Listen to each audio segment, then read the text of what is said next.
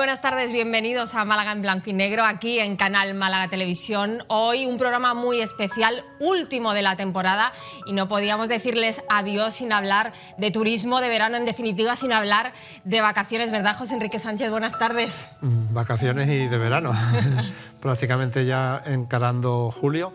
Y recordando con imágenes de los 70, pues cómo era el turismo de esa época, que parece que no, pero era también bien distinto. Y para ello nos acompaña nuestro experto en turismo del programa, que fue también trabajador de la agencia de viajes Alhambra, Joaquín Fernández. Muy buenas tardes. Muy buenas tardes. Década de los 70, 80, época gloriosa del turismo en la Costa del Sol. Yo creo recordar, o quiero decir mejor, que para mí la más gloriosa del turismo en aquella época fue la que nos abrió la puerta del turismo. Claro, como dice Joaquín, pues era un modelo distinto, sobre todo de estancia en hotel, y digamos tan diferente a lo que hoy tenemos de aglomeración, aunque venía bastante gente, pero como más dosificado, ¿no? El parque hotelero era distinto y incluso lo más diferenciado a lo actual es que no existía todo incluido, como máximo alojamiento y desayuno o incluía la cena, pero generalmente el todo incluido, que es lo que hoy en día se da o se ofrece más en la Costa del Sol, en aquella época todavía ni se había soñado ni se había creado, con lo cual permitía que el cliente se moviera más, y por eso surgieron todas esas discotecas y todo ese ambiente nocturno que tenía Torremolinos. Claro, y en esa época, Joaquín, cuando hablamos de turismo en la provincia de Málaga, nos estamos refiriendo a una zona muy concreta, que es la zona más occidental de la provincia. Sí. Eso era lo que concentraba el turismo. El turismo se concentraba en toda la costa occidental, ¿no? La oriental era más para españoles, que bajaban, que tenían su segunda vivienda o su segunda residencia, y muchísimo más tranquila. En cambio, todo lo que era occidental se concentraba todo el núcleo musical, discotequero de en aquella época. ¿Extranjeros procedentes en su mayoría de dónde? Dos países principalmente, Inglaterra y Alemania.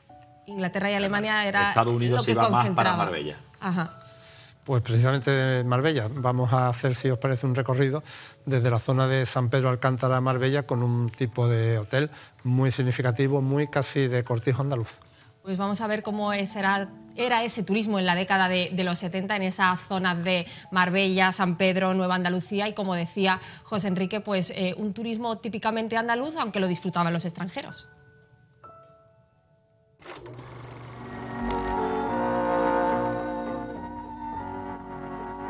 Its bright beaches, there are no less than 20, are widely spread out along the 28 kilometers of the coast, which offer all facilities for water sports. Annual championships including golf, bridge, canasta, mas, the Spanish card game, tennis, chess, trap pigeon, shooting are being held, and cultural and sportive events such as concerts, theatrical performances, exhibitions of folk dancing, snipe racing, golf tournaments and show jumping contests offer attractive incentives to the visitors. Mountain climbers and hunters can indulge in their favorite open-air activities here. Its National Game Reserve, created in the Sierra Blanca, abounds in beautiful specimens of the Capra hispanica or Spanish ibex.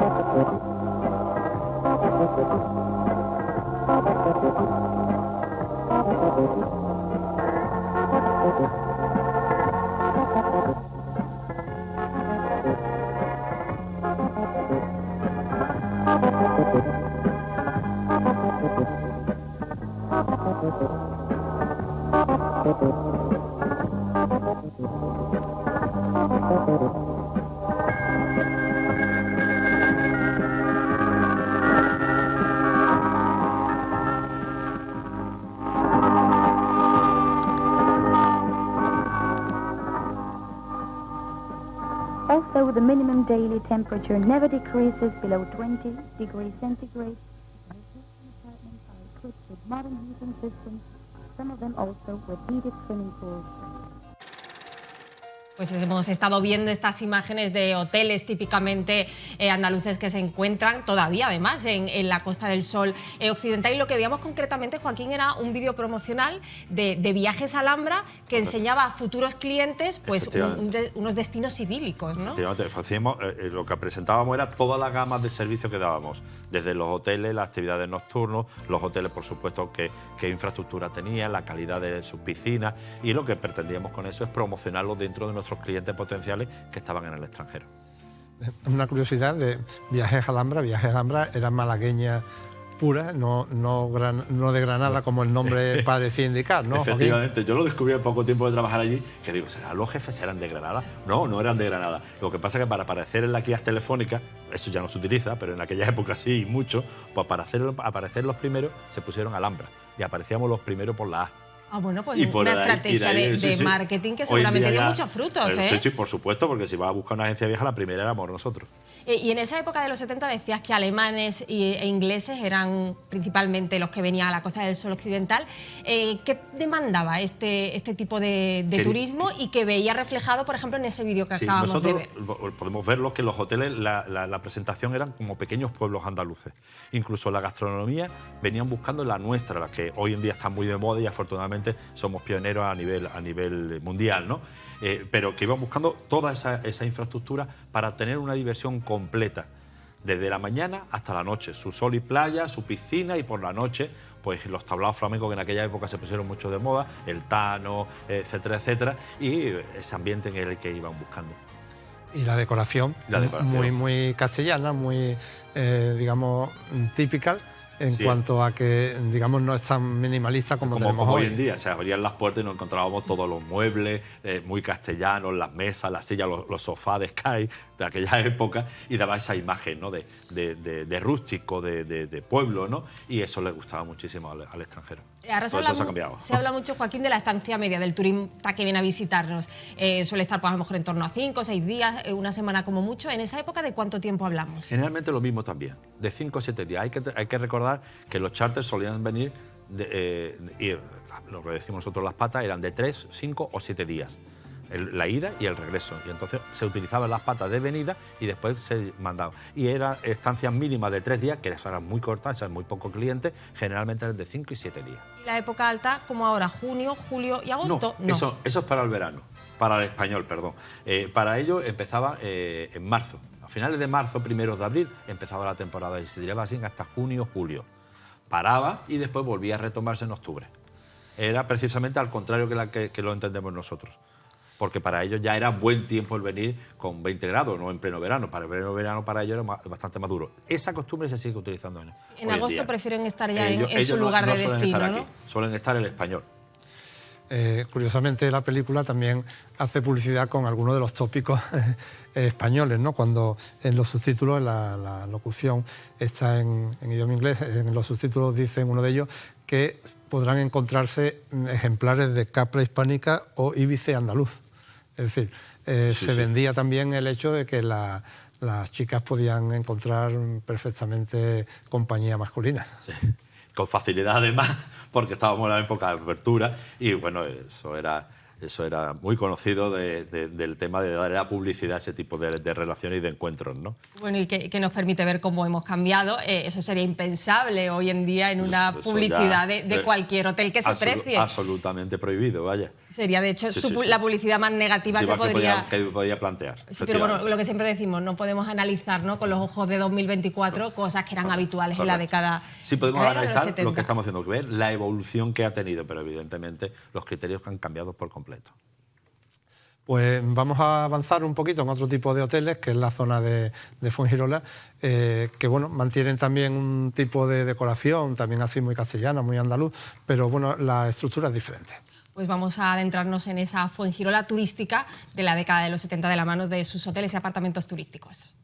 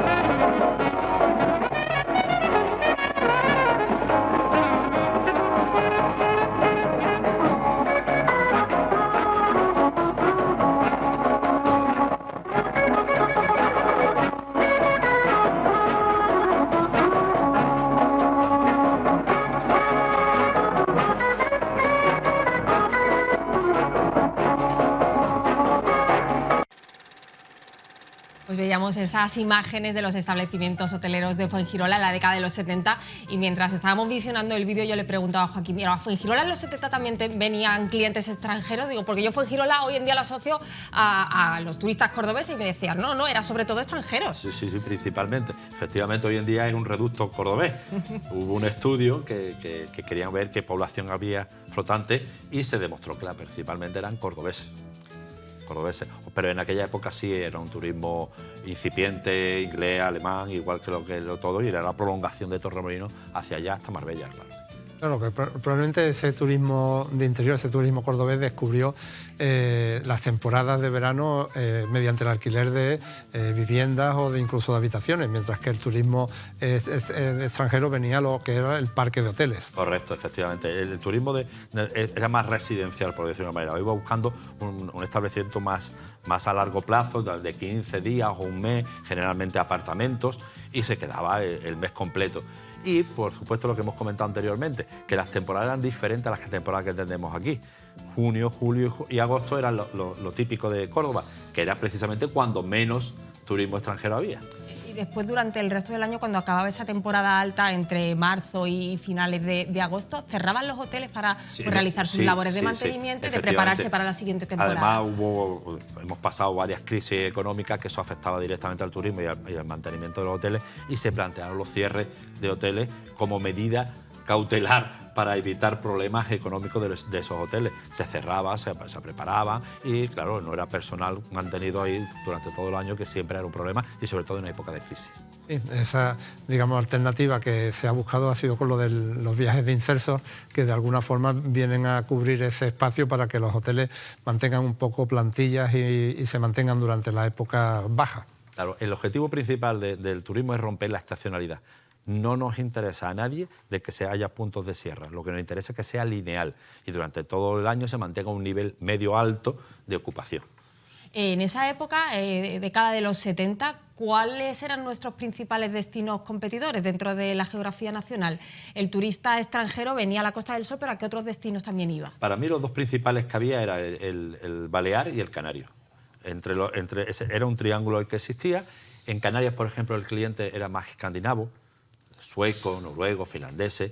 En Ibiza era también mucho alemán, en todo lo que es Baleares era mucho alemán. De hecho, sabemos todos que ha habido una moratoria para poder comprar los alemanes terrenos en Palma de Mallorca, en Baleares, y era el triángulo que en aquel momento se eclosionó en los finales de los 60, principios de los 70. ¿La Costa del Sol qué ofrecía diferente respecto a Baleares y Canarias desde tu punto de vista? Me ha gustado la pregunta porque, aparte de la infraestructura, había algo que teníamos nosotros, y muy parecido también a los canarios, que éramos la gente.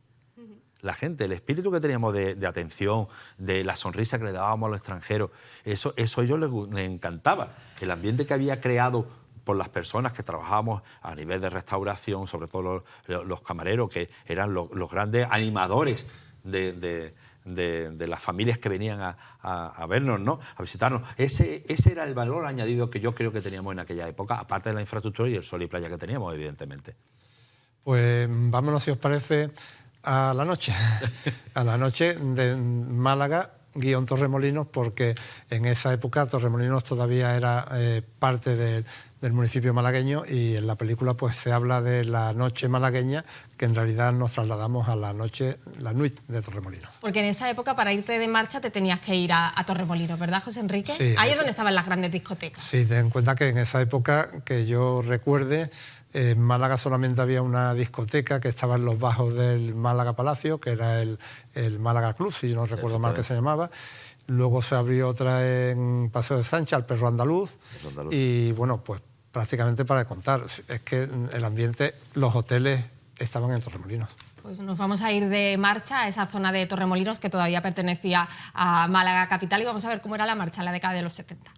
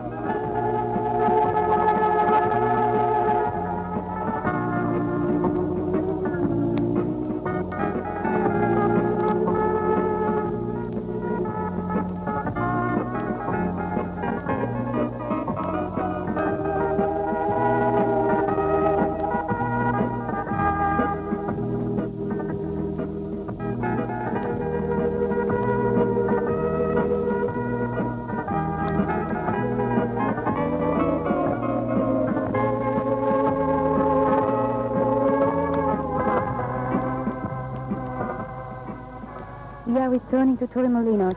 The day is declining and slowly begins the Costa Solenia night, illuminated by the multicolored exuberance of light of the nightclubs. Practically the Costa del Sol is alive every moment, at daytime at its beaches, at night in its numerous places of entertainment. During the whole year, the vivacious animation of its resorts never ceases. This is the confirmation of the world's preference for these privileged places.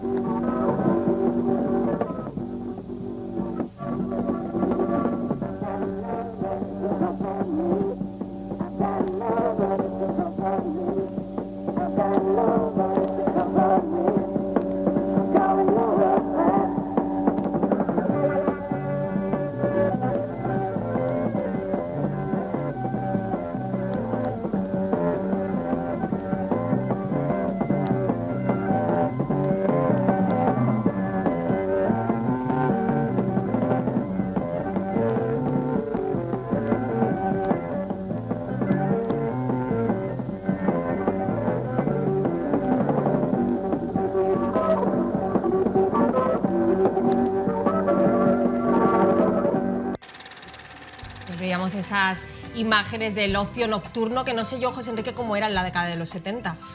Pues era, bueno, creo recordar una película que trajimos de Automóviles Portillo, donde los autobuses de Málaga a Torremolinos eran cada 5 minutos, estaba el normal y luego estaba el directo, que eran bastante más rápidos, y el flujo, sobre todo de gente de Málaga, era impresionante hacia Torremolinos. Era el ocio, y allí es donde estaban pues todas las salas de fiestas, discotecas, aparte de las de los propios hoteles.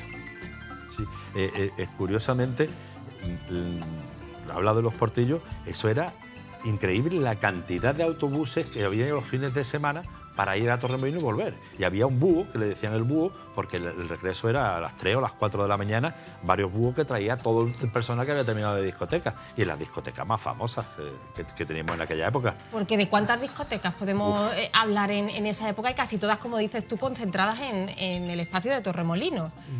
Como, digamos, de gran renombre, probablemente unas 20 o 20 y algo. Sí, por ahí. Barbarella, Tiffany, Borsalino y tal. Luego, ¿qué ocurre? Que casi todos los hoteles también tenían su propia orquesta en vivo, no discotecas, sino orquestas en vivo que animaban el ocio nocturno. Y luego, pues, tablao flamenco, o sea, que, digamos, eran incontables. Ya entiendo que en esos establecimientos de ocio pues confluía tanto el malagueño que iba allí como el turista extranjero que venía también para disfrutar de la noche malagueña. Correcto, allí era el punto de encuentro. Hay que tener en cuenta que todas las actividades que tenían durante el día, el extranjero quería seguir disfrutando y salían del hotel y se iban buscando las discotecas. Hay que tener la edad media de las familias que venían. Pues los chavales tendrían pues eso entre 18, 25, 26 años. Y para nosotros, que estábamos en plena apertura, ver las extranjeras, pues lo hemos comentado anteriormente, era un gran ánimo para ir, ¿no? Y un gran reclamo para ir a esas discotecas. Y la verdad que el ambiente era increíble. Yo me acuerdo que, bueno, ya no existe ese ambiente de discoteca, porque generalmente los hoteles, como bien ha dicho José Enrique, tienen sus propias actividades nocturnas porque procuran que el cliente no salga del hotel. Pero en aquella época, bueno, había discotecas de renombre y de enseñas, se reservaban las bebidas. Yo voy a reservar una botella de whisky. Tú pagabas la botella de whisky, los refrescos cada vez que venían eran gratuitos porque habías pagado ya la botella de whisky. En la casilla número 5 mi botella de whisky. Y el ambiente era súper sano, siempre estaban a tope todas las discotecas y la marcha que teníamos los jóvenes era ir a la discoteca. Eso yo iba a preguntar, sois muy jóvenes los dos, pero me imagino que tendréis recuerdo en alguna de estas discotecas que hemos mencionado, sí, ¿no? Sí, vamos, yo de todas formas voy a referir una anécdota de un libro que se llama Hijos de Torremolinos, que refleja perfectamente, digamos, todo ese ambiente de la discoteca, en el que hay uno de los chicos que le refiere a su colega, a su compañero, que ha conocido a un par de suecas y que le han citado a la mañana siguiente a las 10 de la mañana. Y dice, no voy porque las que se acuesten y se levanten antes de las mediodía de la hora de comer es que no van bien de marcha. Es cierto, es cierto. La verdad, yo la anécdota que tengo más, una que no hemos comentado, que es Piper. Esa creo que fue una de las últimas discotecas que quedaron en Torremolinos, que esa estuvo hasta los años 80 prácticamente, que hoy en día jamás hubiera tenido licencia de apertura porque era un sótano con una sola entrada y una sola salida, no tenía plan de emergencia. Y allí se podían concentrar cientos de personas. Yo no sé, aquello era enorme y afortunadamente, bueno, no, afortunadamente no porque era un puesto de trabajo, pero bueno, cerró y bueno, jamás más le tuvieron. Esta de Tiffany es una digamos, de las más señeras discotecas a la que yo tengo que reconocer que no pude entrar, pues no pude colarme porque no tenía la edad. Es decir, que era, digamos, con esa imagen icónica de esos tres rostros y la palabra Tiffany, ¿no? Era, digamos, una de las señeras. Y esta Barbarella, que también la habéis mencionado, era otro referente de la noche malagueña, ¿no? Sí, sobre todo, además, digamos, se refiere a un personaje de ficción, de película, que está interpretado, creo recordar, por Jane Fonda. Y bueno, pues es un hexágono y el propio edificio, cuando se construye, pues es también eso, es un hexágono multicolor. Estaba en la entrada de Torremolinos desde Málaga y con un ambientazo, aquí lo tenemos, ese edificio. Curiosamente, digamos, no en los bajos de un edificio, de un hotel, sino en una zona o en lo que es una construcción expresamente para lo que es la discoteca en sí. La Nuit, estamos viendo ahora, esta se ve enorme también. Sí, eso, todas eran grandes discotecas. Hay que hacer referencia también a una de las más famosas y que se ha mantenido hasta hace muy poquito, que era Olivia Ballet en Marbella. Eso ha sido la crème de las discotecas, la más señorial, por decirlo de una manera. Y para recordar la de Barbarella, la guasa que tenemos los malagueños. Porque el edificio del SAS que hay en la avenida Juan 23 le pusimos Barbarella precisamente porque era el mismo tipo de construcción de la discoteca Barbarella. Sí, yo no sabía esa historia. Sí. Tengo que ir a Barbarella, pues era precisamente porque era el mismo tipo de construcción hexagonal que tenía la discoteca. Esos hexágonos que también formaban parte de esta decoración interior en el que las mesas eran pequeños hexágonos como estamos viendo en esta imagen. Un poco psicodélica, ¿no? Sí, la total, decoración de esas discotecas de la época. Absolutamente, absolutamente. La decoración era, pues bueno, rompedora al máximo, ¿no? Mira, aquí Ahí estamos está viendo famosa la de última a la Piper. que tú hacías referencia, Joaquín. Una discoteca que tenía varias plantas y que bueno, pues era, de cientos de personas las que... Yo no creo que no haya habido ningún malagueño que no haya pasado por Pipers. De nuestra edad. Pues con estos recuerdos nos quedamos porque estamos pues haciendo mención a cómo era el turismo en la década de los 70 y seguro que han podido comprobar en este programa que en algunas cosas hemos cambiado un poco, pero en otras no tanto y seguimos manteniendo las mismas costumbres. Joaquín Fernández, nuestro experto en turismo de Málaga en blanco y negro, muchísimas gracias por haber estado con nosotros, que además cierras temporada. Gracias siempre a vosotros. Y José Enrique, no podemos terminar sin hacer nuestra pregunta. Pues la pregunta es que nos respondan a los espectadores que nos digan algún nombre de discotecas de la época de los 70 en Torremolinos. Pues solo una y hemos mencionado muchísimas en los últimos minutos. Están viendo el número de teléfono al que se pueden poner en contacto con nosotros, el 608-065-028. Y me da muchísima pena no emplazarte a donde me llevan la semana que viene porque es nuestro último programa de la temporada, José Enrique. Bueno, prepararemos un buen ramillete de novedades para... cuando volvamos en octubre, que espero que sí. Ha sido un auténtico placer tenerte todos los miércoles aquí en Canal Málaga en Blanco y Negro. Hemos aprendido todo muchísimo contigo y sobre todo con esas joyas audiovisuales que nos has traído todas las semanas. Así que muchísimas gracias. Queda todavía mucho archivo por analizar y por reproducir, ¿no? Y bueno, y darle las gracias también a nuestros invitados que nos han ilustrado con mayor profusión, si cabe, de cada uno de estos temas que hemos traído audiovisuales. Sí, porque además sin ellos sería imposible hacer este programa. José Enrique, lo he dicho, muchísimas gracias, que descanses, que disfrutes del verano, que disfrutes de tus vacaciones y nos vemos la temporada que viene. Espero que así sea. Y a ustedes también, muchísimas gracias. Programa final de Málaga en Blanco y Negro. Pues lo dicho, que descansen, que disfruten y que no nos olviden que tienen el próximo mes de octubre una cita con nosotros aquí en Málaga en Blanco y Negro. Muchísimas gracias, como siempre, por estar ahí. ¡Feliz verano! Prettiest eyes in all of Mexico.